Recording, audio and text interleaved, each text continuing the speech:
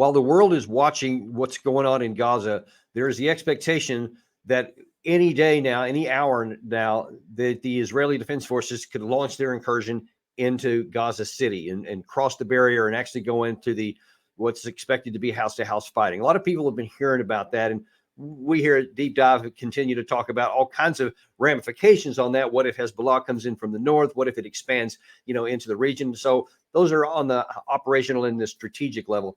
But I want to spend a little bit of time so people can understand what would be going on at the tactical level. What's going to happen inside the Gaza Strip and inside this tactical fight here on the ground. Now, we had a little bit of information about what Israel has been planning and what they're preparing and training for, as this in the report shows here. You actually witnessed Israeli forces training for this ground assault in a mock Gaza City. What was that like to see that up close? In 5 days flat, they built a mock Gaza City way out in the desert in Negev, and they've been kicking in doors, clearing rooms, and eliminating terrorists as a training exercise within that facility. We got an opportunity to visit it. You've got 19, 20-year-old soldiers. They are raring to go. Now, during the preparation for my training, when I went to deploy to Iraq the second time, we went through a lot of that exact same training. It's called a stack, and you figure out how to clear rooms and how to work with other people. We've done a lot of that, or I had done that kind of training myself. I never actually conducted it in real life combat. But as we also have mentioned here several times, this fight is going to be very similar to the one in Fallujah that the U.S. fought in 2004. Now, in that fight, we isolated the city for a full 3 months to know nothing could get in, nothing could come out. While we prepared, we did intelligence preparation of the battlefield, and we also actually trained our force. When that fight happened, though, when it actually conducted, take a look at here at what actually happened inside the city. My role was an infantry platoon commander, leading a platoon in Fallujah, 3rd Platoon, Kilo Company, 3rd Battalion, 1st Marines. We were the main effort, which was expected to be thrust against the most difficult part of the enemy's position, who was as close to hand-to-hand combat as you're going to get. 100% tight concrete streets, 3-story homes surrounded by brick barrier walls, which make the street even feel more constricted. The squad that I was with, we were finding all kinds of weapons caches and fighting positions, had not yet encountered any enemy. Someone from 2nd Squad, maybe a radio operator, reported troops in contact, and perhaps at that point had reported some wounded in action. Myself and the other Marines in the 1st Squad showed up at this house, the house from hell. Now, that city was about a quarter of the size of Gaza City, just so you understand that the comparison there in terms of what's expected.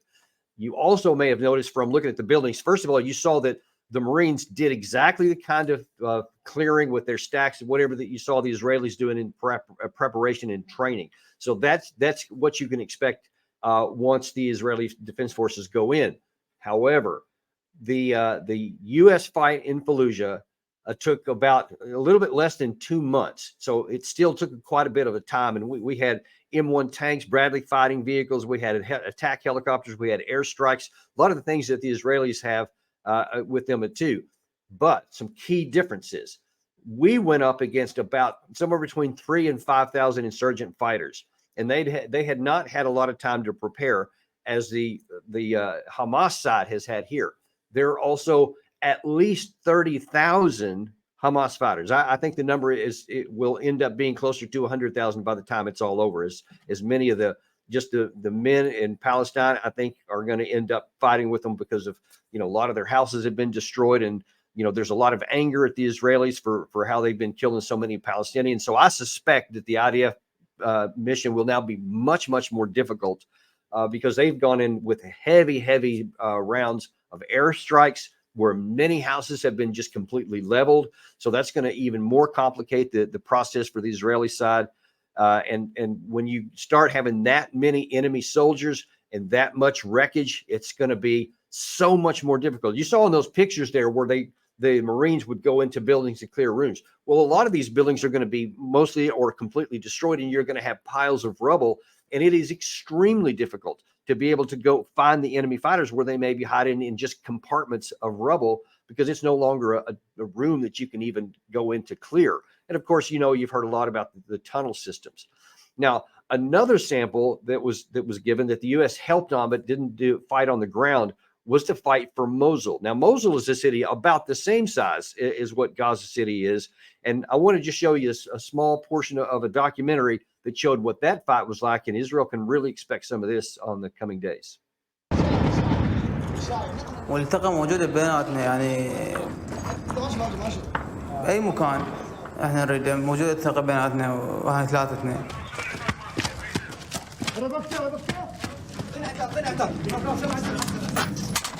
لأنك سيد لأنك استغل لا تستعجل جماعة اسمعني شوي اصبر اظن شبت في واحد تعال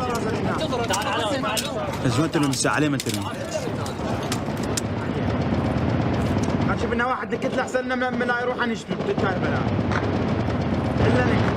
الا نكتب يا سيدي كرر على هذا جمال افتحنا على روح افتح نار على العمارة.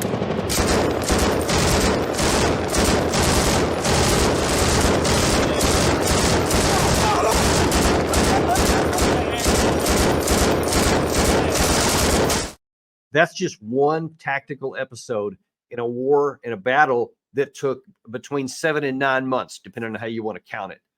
Another fight that I don't have footage of right now was in Raqqa, where the Syrian Democratic Forces with U.S. air power and intelligence did nearly the same thing. That one took 9 months. So you see, these operations are going to take a long time, and that's with a lot of resources.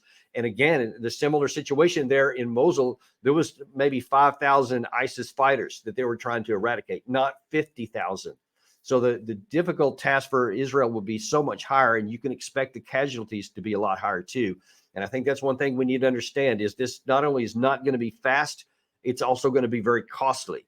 So we should not expect this to last 1 to 2 months, as some of the Israeli military forces or leaders have been saying. I think that's extremely optimistic because the Hamas fighters have shown they will fight to the death. They're not going to surrender. They're not going to give up. I think they already know that most of them are not going to survive this, and they're willing to fight anyway. And that's one of the most difficult enemies to face because they don't give up, and they'll keep on fighting, and they'll require you to go every single inch of that territory to eradicate them out or wipe the city off the face of the map and literally drop every building.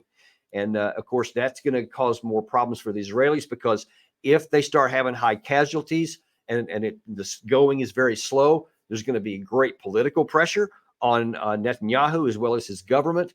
There's going to be pressure from the Israeli population that they don't want their sons continuing to die in large numbers. And as the casualty count for the Palestinian people go up, that's going to put pressure from the outside on Israel to stop this. So this operation is not going to be clean. It's not going to be easy, and it is very fraught with other possibilities that could cause the war to expand or that could draw the United States in, as we talked about in the previous episode here. I just want to make sure that you're aware that this is not something that's going to be quick. It's not easy. It is going to be very bloody, and the outcome is far from certain. That's for your deep dive for today. Thanks to like and subscribe. And if you know anybody else who wants to know the real score about what's happening and what to really expect, share this with them. We appreciate it. Thanks. See you next time on Deep Dive.